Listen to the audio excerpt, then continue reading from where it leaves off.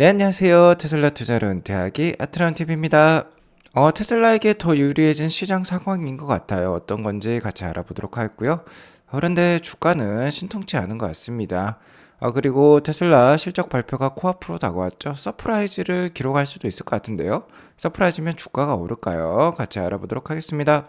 3대 지수 현황 간략히 살펴보고 가도록 하겠습니다. 오늘 3대 지수 한 0.3% 오르는 수준으로 마감을 했는데요. 장 전반적으로 좀 롤러코스터 장세를 보여주었습니다. 그래도 나스닥은 12,000선을 유지를 했고 S&P 500도 4,100선 이상을 유지를 하고 있네요. 오늘 시장에 영향을 미쳤던 이슈는요. 엠파이어 스테이트 제조업 지수라고 볼 수 있겠습니다. 미국의 경제 수도라고 할 수 있는 뉴욕주의 제조업 지수를 보여준다라고 볼 수 있겠는데요. 자, 이 수치가 10.8이 나오면서 전월의 마이너스 대비 급등하는 모습을 보여주었고 시장 전망치도 큰 폭으로 상회를 했습니다. 미국 경기가 좀 나아지고 있다는 소리인 것 같은데요. 이에 따라서 긴축 우려가 부상할 수 있겠죠. 국채 금리도 급등하는 모습을 보여주었는데 다만 연준의 기준금리 인상이 어느 정도 막바지에 이르렀기 때문에 경제가 좋다는 건 호재로 작용한 것 같습니다. 어쨌든 오늘 롤러코스터 장세였지만 상승으로 마감을 했기 때문에 좋은 뉴스였다라고 볼 수 있을 것 같고요. 그럼에도 불구하고 아직 시장 참가자들은 전문가들은 아직 뚜렷하지 않은 시장의 방향성이다라고 얘기를 하고 있고 금주에 쓸 굵직굵직한 금융기관들의 실적 발표와 함께 테슬라의 실적 발표가 중요하겠다. 얘네들의 실적 발표를 보고 투자를 결정하겠다라는 그런 심리가 많은 것으로 판단이 됩니다. 그리고 이날 대장주라고 할 수 있는 애플이요. 연 4.15%나 이자를 주는 애플카드 저축 계좌를 출시를 한다라고 했습니다. 그럼에도 불구하고 애플의 주가는 크게 오르진 못했어요. 현재 유가는 80불대 초반에서 계속해서 민기적거리는 모습이고요.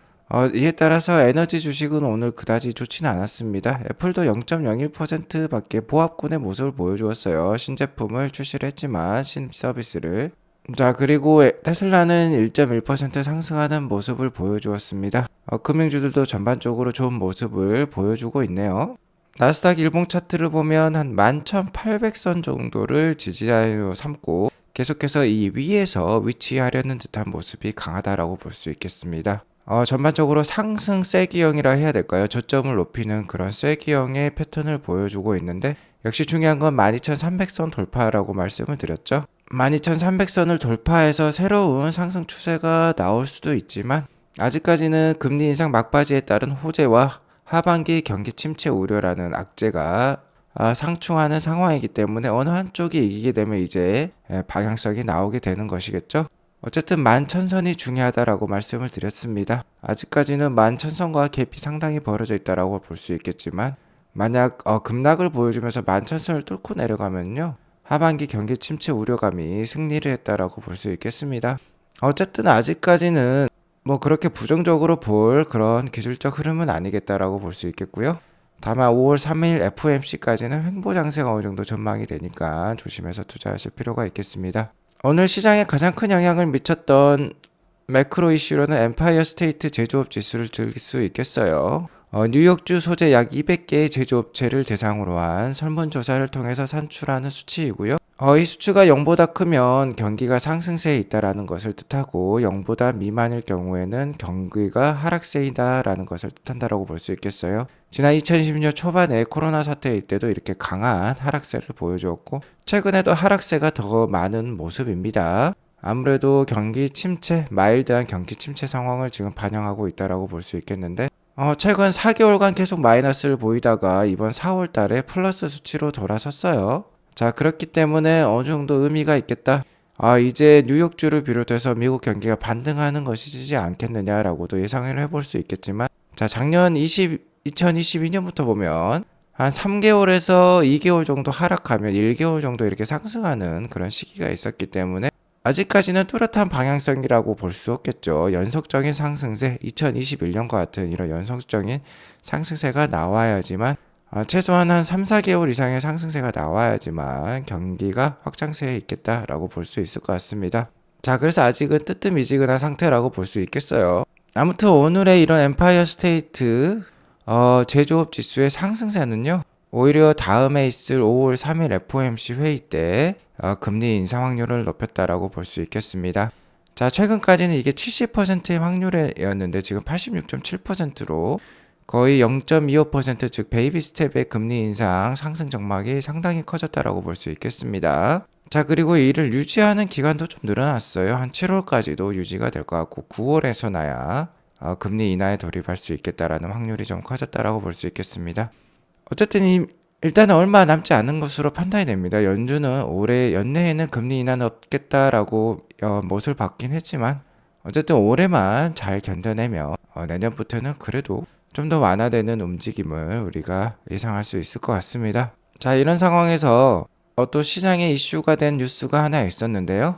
자, 최근 우리나라에도 애플페이를 도입한 애플이라고 볼 수 있겠는데 애플의 현재 금융 매출은요, 금융 서비스 매출은 전체 매출의 20%가 넘는다라고 합니다. 역시 이게 바로 플랫폼 주식의 무서움이라고 볼 수 있겠죠. 애플 역시 이런 하드웨어 플랫폼으로 시장을 장악하고 있기 때문에 어떠한 서비스인지 갖다 붙일 수가 있는 것이죠. 자, 이런 상황에서 금융 매출에 그리고 금융 사업에 더 탄력을 만들 수 있기 위해서 4.15%나 이자를 주는 애플카드 저축 계좌를 발표를 했다라고 합니다. 자, 우리나라에도 뭐 카카오뱅크라든지 토스뱅크라든지 자, 핀테크 기업들이 존재를 하고 있는데요. 자, 이렇게 하드웨어 플랫폼을 가지고 있는 회사에서 이런 금융 서비스까지 장악을 하게 되면 상당히 다른 핀테크 업체들의 자, 몸집이 작아질 수도 있다라는 것을 우려해 볼 수 있겠죠. 자, 테슬라도 마찬가지라는 겁니다. 최근에 뭐 트위터 역시 코인 및 주식 거래를 트위터 앱으로 할 수 있게 만든다라고 하는데요. 테슬라 차량이라는 하드웨어에 FSD 서비스를 비롯한 각종 소프트웨어를 추가적으로 출시를 하게 되면은요, 정말 시장을 크게 장악할 수도 있겠다라는 거 우리가 확인해 볼 수 있는 상황입니다. 자, 예를 들어서 나중에 FSD가 자율주행을 완성을 하게 되고 테슬라가 25,000불짜리 차량을 판매를 하게 되면요, 이 하드웨어 시장을 장악을 하게 되면 거기에 이제 엔터테인먼트 서비스가 이제 많이 들어가겠죠. 사람들은 차량에서 운전을 할 필요가 없게 되니까 다른 엔터테인먼트 서비스를 이용하게 될 겁니다. 그러면 지금도 뭐 게임 서비스가 들어가고 있고 뭐 거의 플레이스테이션 5급이라고 하죠. 거기에다가 넷플릭스, 유튜브도 볼 수 있는데요. 그러다 해서 테슬라 자체적으로 엔터테인먼트 서비스를 출시를 하게 되면 이런 식으로 시장을 장악해 나갈 수 있는 것입니다. 자, 그렇기 때문에 하드웨어와 소프트웨어가 결합된 이 플랫폼 주식이 상당히 무섭다. 이런 회사들이 상당히 영향력이 크겠다라고 볼 수 있겠습니다. 테슬라 일봉 차트를 보면 오늘 1.1% 상승한 187불로 마감을 했는데요. 최근에 차트 흐름을 보면 이렇게 역 헤드앤숄더 패턴의 움직임인 것 같습니다. 한 170불 정도를 지지라인으로 삼고 자, 여기서 추가적인 상승을 해서 올라가면 좋겠는데요. 뭐 최근 2개월 넘게 이렇게 지루한 박스권 장세를 보이고 있는 모습은 역시 1분기 실적 발표에 대한 기대감과 우려감이 작용하고 있다라고 볼 수 있겠어요. 아무래도 우리 시간 모레 새벽에 있을 목요일 새벽에 있을 역시 실적 발표가 향후 주가 향방을 가늠할 수 있겠다라고 볼 수 있겠는데요. 자, 이런 상황에서 시장의 판국은 테슬라에게 좀 더 유리하게 돌아가고 있는 것으로 판단이 됩니다. 어쨌든 테슬라에게 있어 가장 중요한 시장은 미국 시장이라고 볼 수 있겠는데요. 더 유리해진 미국 시장이라고 볼 수 있겠어요. 자, 오늘 장중에 미국 재무부에서 공식적으로 EV 크레딧과 관련돼서 발표를 했는데요. 테슬라의 모델 3 Y 차량은 4월 18일 이후에도 7,500불에 달하는 풀 EV 크레딧을 받을 수 있다라고 공식적으로 확인이 되었습니다. 다만 중국에서 배터리 팩을 수입해서 지금 제작을 하고 있는 모델 3 리얼 휠 드라이브죠. 그러니까 모델 3 스탠다드 레인지만 3,750불, 그러니까 절반만 EV 크레딧을 받을 수 있다라고 얘기가 나오고 있습니다. 다만 나머지 모델 3 Y 차량은 모두 7,500불에 달하는 EV 크레딧을 받을 수 있고요. 7,500불을 전부 받을 수 있는 기업은 테슬라, GM, 포드 뿐이라고 합니다. 자, 배터리 생산, 배터리 광물에 있어서 중국에 많은 의존을 하고 있는 뭐 폭스바겐, BMW, 닛산, 리비안, 현대기아, 볼보와 같은 경우는 이런 풀 크레딧 자격을 상실하고 절반만, 그러니까 3,750불만 받을 수 있는 것으로 지금 결정이 났어요. 자, 1분기 미국 시장 점유율을 보면요, 얼마나 이런 상황이 테슬라에게 더 유리하다라는 것을 우리가 확인해 볼 수 있는데요. 테슬라는 이미 미국 시장 62%에 달하는 큰 점유율을 확보를 하고 있습니다. 자, 이런 상황에서 자, 2등 업체들 대다수가 7,500불에 달하는 풀 크레딧 자격을 상실했다라는 거예요. 자, 여기 보시면 폭스바겐, 리비안, 현대, BMW, 기아, 닛산이 모두 이 자격을 상실을 했습니다. 그러니까 절반밖에 못 가져가는 거예요. 풀 크레딧이 아니라. 자, 이렇게 되면 테슬라에게 훨씬 더 유리할 수 있습니다. 얘네들이 시장 점유율이 쪼그라들고 더 늘릴 수 있는 룸이 생겼다라는 것이죠. 자, 그리고 2등과 3등을 차지하고 있는 포드와 GM 역시 현재는 풀 크레딧을 받을 수 있는 상황이지만 녹록치 않다라고 볼 수 있겠습니다. 자, 왜 그러냐면요. GM과 포드가 판매하고 있는 차량들이요, 하이브리드가 많아요. 보시면 7,500불에 달하는 EV 크레딧을 받을 수 있는, 풀 크레딧을 적용받을 수 있는 차량들이 테슬라는 대부분을 차지를 하고 있는데, GM과 같은 경우는 이코넉스라는 실버라도라든지, 자, 이런 차량은 배터리 EV가 아닙니다. 하이브리드 차량이에요. 블레이저도 마찬가지고, 볼트과 같은 경우, 리릭과 같은 경우가 배터리 EV 차량이겠죠. 포드도 F150 차량 하나밖에 없습니다. 자, 이렇기 때문에 테슬라에게 있어서 훨씬 더 유리한 상황이 됐겠다라고 볼 수 있겠어요. 자, 하지만 오늘 시장은 단 1%밖에 테슬라 주가가 오르는 것을 허락했다라고 볼 수 있겠습니다. 왜냐하면 시장은 이미 다 예상을 하고 있었다라는 것이죠. 오늘 미국 재무부에서 공식적으로 확인을 해 주었지만 이미 이러한 7,500불에 달하는, 그리고 3,750불에 달하는 EV 크레딧에 관련해서는 이미 시장은 다 예상을 하고 있었던 상황입니다. 자, 아무튼 중요한 것은요, 테슬라 기업 펀더멘탈 외적인 부분에서 훨씬 더 테슬라에게 유리하게 돌아가고 있다는 점이에요. 테슬라 펀더멘탈 외적으로 크게 악영향을 주었던 게, 첫 번째는 정치적인 이슈였고요. 두 번째는 트위터 관련된 이슈였습니다. 근데 트위터 관련된 이슈는 최근 트위터가 올해부터 흑자로 돌아설 예정이고, 일론 머스크 역시 트위터 때문에 테슬라 주식을 팔지 않겠다, 내년까지 팔지 않겠다라고 선언을 했기 때문에 상당히 그 악재가 없어졌고요. 그리고 일론 머스크는 공화당의 모습을 보여주고 있는데, 민주당 기반의 바이든 정부로부터 최근에 계속해서 칭찬을 듣고 협력하는 모습이 나오고 있어요. 그렇기 때문에 펀더멘탈 외적인 부분도 상당히 좋아졌다라는 거 우리가 확인해 볼 수 있습니다. 역시 그럼 향후 주가는 무엇이 향방을 가르냐? 역시 1분기 실적 발표가 될 것 같아요. 우리 시간 목요일 새벽에 이제 발표가 될 것으로 판단이 됩니다. 목요일 날, 그러니까 수요일 장이 마감이 되면 발표가 될 건데요.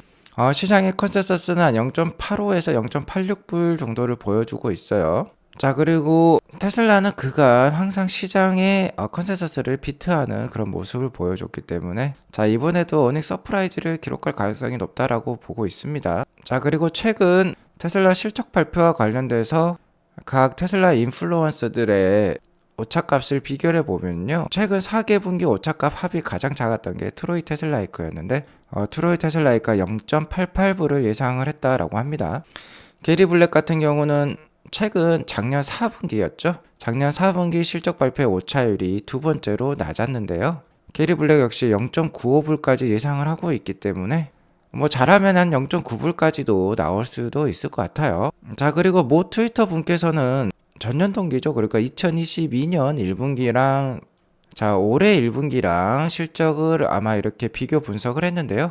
자, 전년 동기 대비 플러스 되는 요인은 이런 연두색으로 표현을 했고, 마이너스 되는 요인은 이렇게 빨간색으로 표현을 했습니다. 아무래도 전년에 한 30만 대 정도를 인도했다면 이번에는 40만 대가 넘어갔기 때문에 볼륨에서는 0.53불이라는 큰 상승이 있었고요.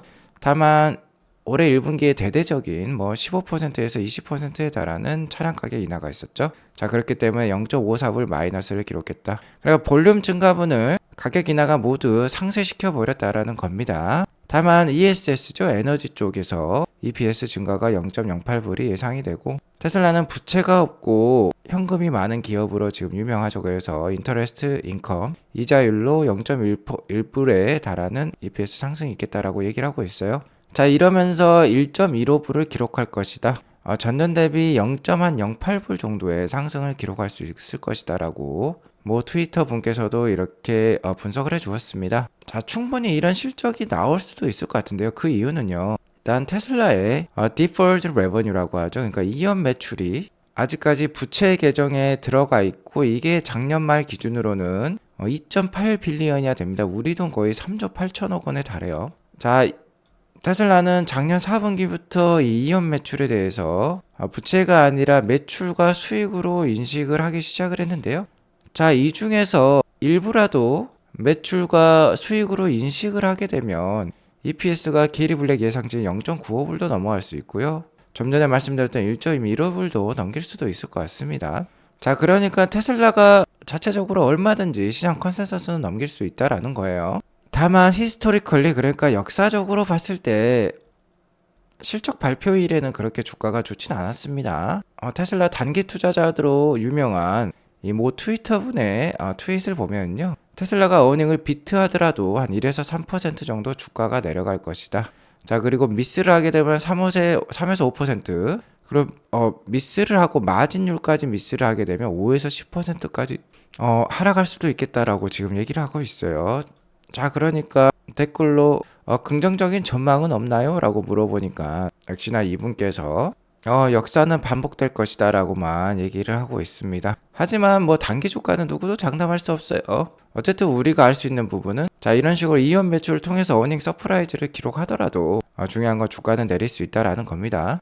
아무튼 뭐 실적이 발표가 된 다음에 그 다음 날이 더 중요할 것 같아요. 물론 실적 발표 다음에 애프터마켓에서 상당한 주가의 변동이 있겠지만 그 다음 날에 주가가 바로 이를 상쇄하고 다시 오를 수 있느냐가 또 중요한 부분이 될 것 같은데요.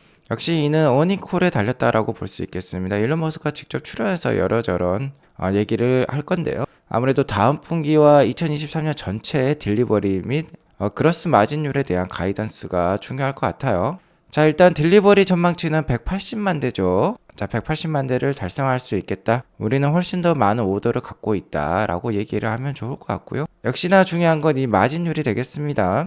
하지만 이 마진율에 대해서는 뾰족하게 일론 머스크가 얘기를 안 할 수도 있어요. 다만 올해 뭐 가격 인하가 뭐 있을 수 있겠지만 그로스 마진율은 20% 이상은 유지를 해보도록 하겠다라고 하면 얘기가 가장 좋은 얘기가 되겠지만, 원래 뾰족하게 얘기를 안 하시는 분으로 유명하기 때문에 주가가 많이 떨어질 수도 있을 것 같습니다. 왜냐면 아마 이러한 내러티브를 얘기를 할 것 같기 때문입니다. 최근에 가격 인하가 있었는데 앞으로도 이렇게 가격 인하를 할까요? 라고 질문을 하게 되면 지속해서 EV 구매를 이끌기 위해서 어포더빌리티를 올리기 위해서 가격을 낮출 필요가 있을 것이다 라고 얘기를 하는 순간 주가는 좀 떨어질 수도 있겠다라고 제가 말씀을 드릴 수 있겠어요. 자, 이게 나쁜 얘기가 아닙니다. 좋은 얘기예요. 계속해서 규모의 경제를 일으키고 확장을 만들겠다라는 좋은 뜻인데요.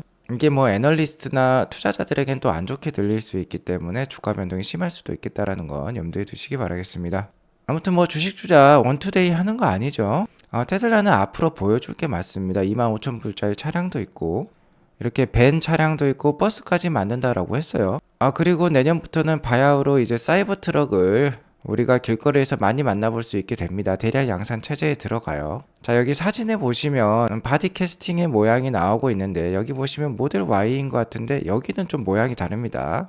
처음 보는 이런 플랫폼 모양인 것 같아요. 일단은 차체 높이가 상당히 높은 것 같고요. 훨씬 더 큽니다. 모양새가. 아무래도 사이버 트럭의 바디 모양인 것 같긴 합니다. 벌써 이렇게 대량으로 바디 캐스팅을 시작을 한 걸까요? 아직 이게 사이버 트럭이라든 확답은 우리가 얻을 수는 없지만 정말 사이버 트럭 이제 얼마 남지 않은 것 같습니다. 자, 어쨌든 올해만 좀 잘 견디시면 좋을 것 같아요. 오늘 이것으로 방송을 마치겠고요. 오늘 방송이 도움이 되었으면 구독과 좋아요 알람 설정 꼭 눌러주시기 바라겠습니다. 오늘도 좋은 하루 되세요. 감사합니다.